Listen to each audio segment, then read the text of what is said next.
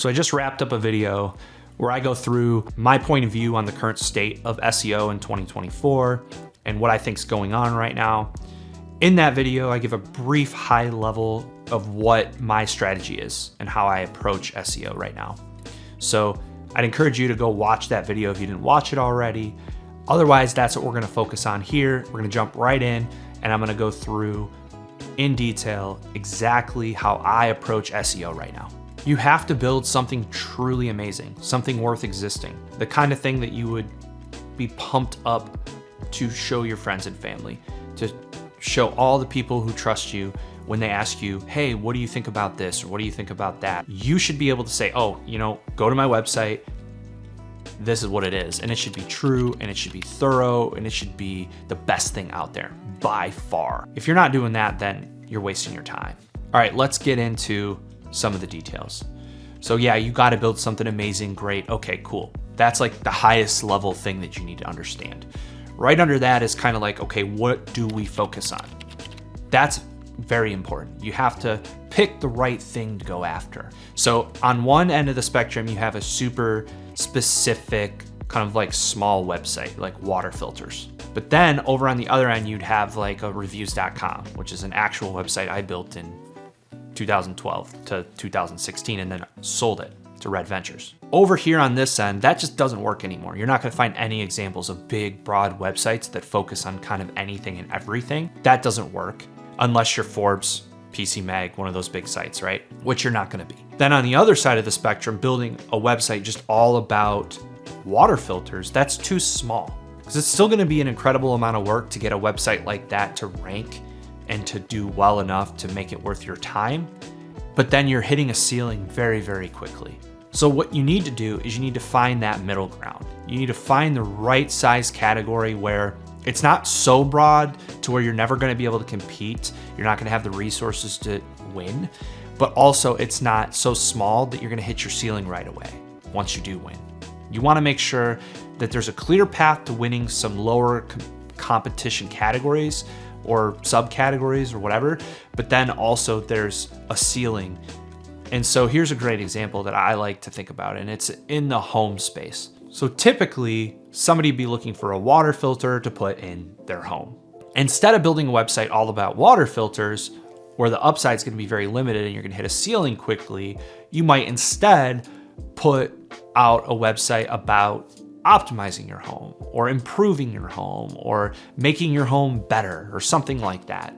So you can cover many thousands and thousands of topics around home, but then you can also still rank for things like water filter. But not only that, you can rank for things like home security systems, home insurance, internet, TV, all the things that you would need in your home. So now all of a sudden, instead of making $20,000 or $30,000 a month in affiliate revenue, you can make millions of dollars a month in affiliate revenue. It's never been harder to compete in the SEO space. You really do have to build something amazing to win. You might as well do it in a way where you have significant upside. You're gonna have to probably build for 5 to 7 years before you see any meaningful impact in terms of revenue. You wanna do all that for $20,000, $30,000 a month? It's just not worth it. You wanna make sure there's good upside. So picking the right category, picking the right size subject is the next layer of your strategy. All right, so what about content strategy? That's gonna be our next layer deeper into the approach on how to win SEO. This is where things get a little bit tricky and can sound like I'm contradicting myself.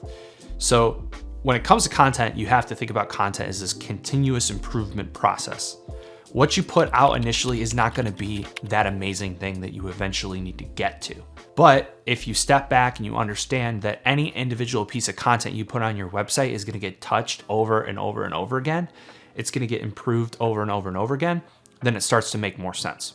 So we're gonna look at the world of content and we're gonna break it up in 2 different buckets. One is first draft. You have first draft content. This content's gonna just be good enough. It's not gonna be amazing. It's not gonna be great. It's just gonna be good. Then you have your make it great content. And this is where you're gonna come in and you're gonna make that first draft great. And then you might hit that 2, 3, 4, 5 more times. We're gonna make it great again and great again and great again, or I should say greater and greater and greater. And that just goes on forever, essentially.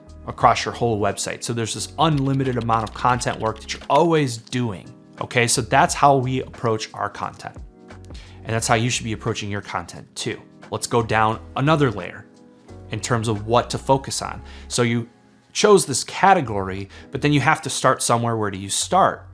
Topic clusters. It's a known thing in SEO, so you can Google it and learn more about it. But topic clusters are the key. You want to pick a specific topic and then you want to go super deep into that topic. So you pick a topic like, let's stick with the home example. Let's say you're going to start with buying a house. So buy house is like your parent topic, and then you're going to go find every single individual topic you could possibly cover around buying a house. In the end, you're probably going to have hundreds, maybe thousands. And then you go build out first drafts of all of that content, and then you move on to the next one and the next one and the next one until you kind of round out your whole entire topic cluster. Then you move on to another topic cluster and another topic cluster. Now, what eventually happens is that some stuff will start to rank. The advantage of going super deep into a topic cluster is you're going to end up covering a lot of topics that are not as competitive. Then you're going to stand a chance to start to rank and gain a little bit of traction. I'm going to warn you though, you're probably not going to rank at all for the first year, but eventually you'll start to rank a little bit and then a little bit more. And what happens is as you rank, that's when you go make things great. Okay, so Google's gonna show you, hey, we kind of like this page right here. Okay, let me go in there and let me make it great. You're gonna make it great. And you're gonna keep doing that over and over and over again. And that's the game. That's it. It's that simple. You do that over and over and over and again forever. And if you stick with it and you have focus, eventually what you do is you start growing your team. You start having dedicated resources that are focused on specific areas of your website, specific subcategories that become true experts, true authorities, and they stay on top of that content indefinitely. And it will just keep getting better and better and better and better. And I can tell you, there aren't a lot of websites out there doing what I'm talking about doing. This is how you win. So what's going to happen is you start to get some traction. You're going to pick up organic links. You're going to start to get traffic. You're going to be making your content great. Now, aside from that, there's a whole bunch of other things you can do to promote your website and to start to get more links and more attention and essentially the marketing aspect of building out your website. You can go on podcasts, you can do guest posts, all sorts of things like that, and all of that will work. And that is something you should be doing. You want to become the authority in your category in every way possible.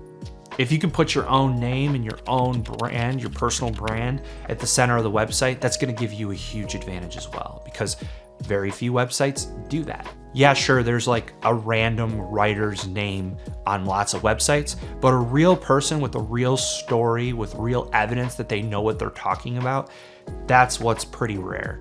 And that's the kind of stuff that usually does very well. Now let's talk about monetizing your website.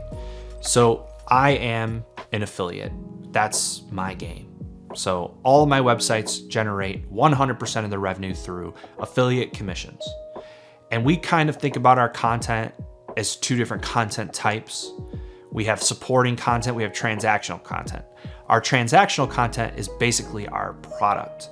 It's what drives our revenue. It's kind of the main thing that we focus on, but it's only a small percentage of our overall content. 80% of the overall content that we put on our websites is what we call supporting content. It supports the transactional stuff. So a transactional piece of content might be a top list or a brand review or something like that. So best water filter.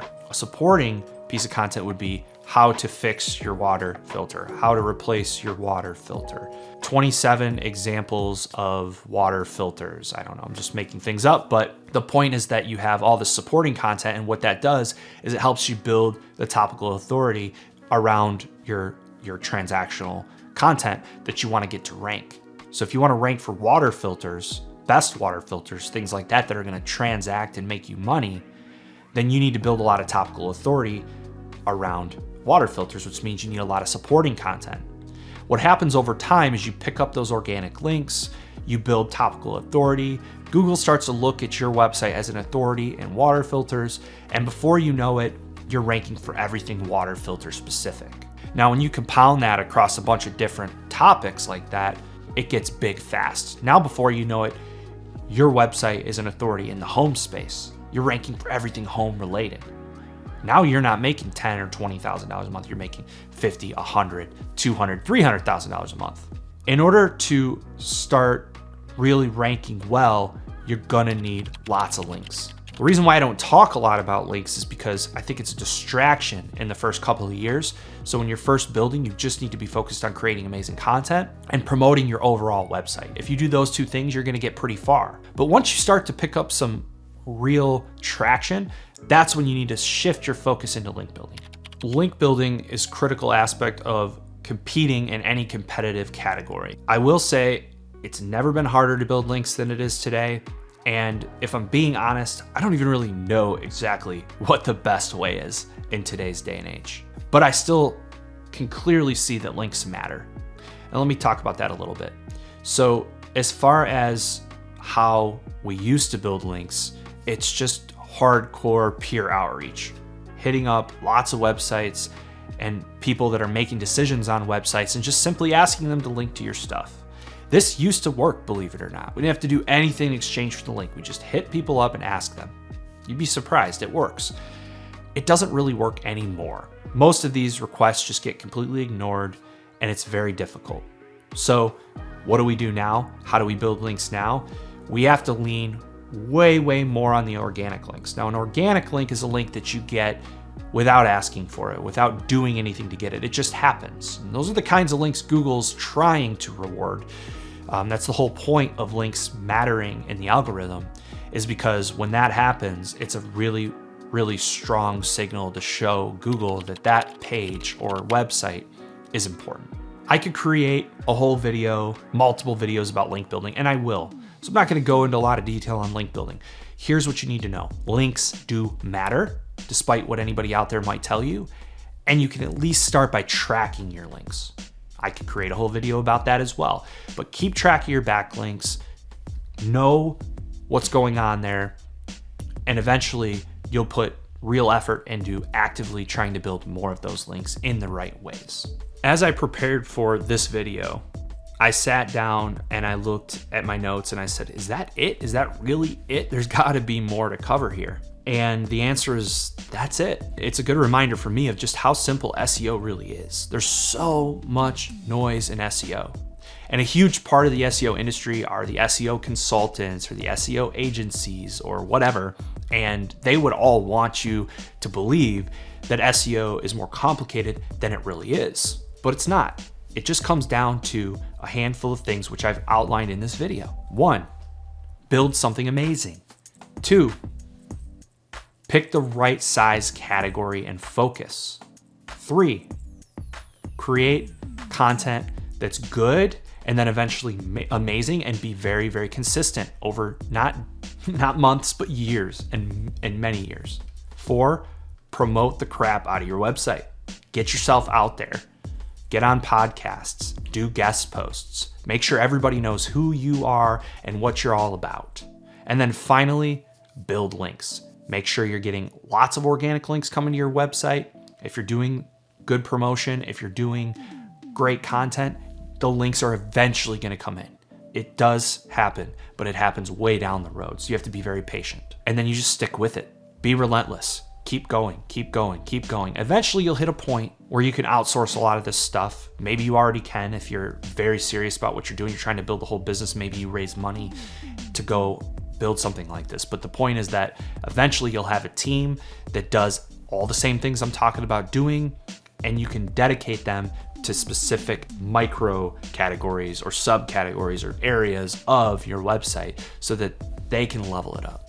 All right, so I appreciate you watching this video. Thanks for sticking around this long. Hope you found a lot of value. I would really appreciate it if you'd subscribe to my channel, follow me on all different social medias, and look out for more videos in the future. Hit the notifications, all that stuff. And I'd love to see you in the comments. So comment, ask questions, love to hear what you think, and we can go back and forth that way. Thanks so much for your time. I really appreciate it.